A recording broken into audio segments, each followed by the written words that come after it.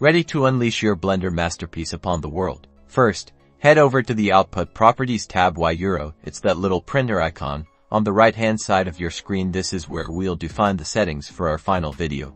Now, let's decide where your video will be saved. Under Output, click the file icon, choose a location on your computer, and give your video a descriptive name. Remember to add a file extension like MP4 or AVI. Next, scroll down to the Format section. This is where you'll determine the video format. The default PNG is for image sequences.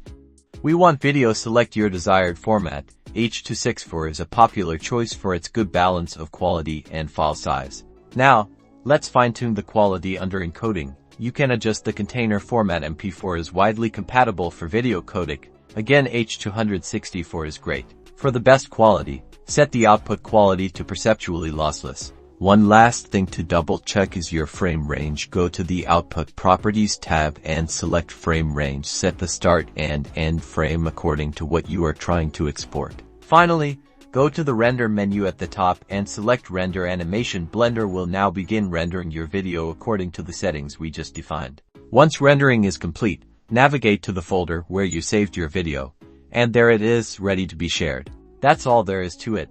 Now go forth and share your amazing creations. Don't forget to like and subscribe for more Blender tips and tricks.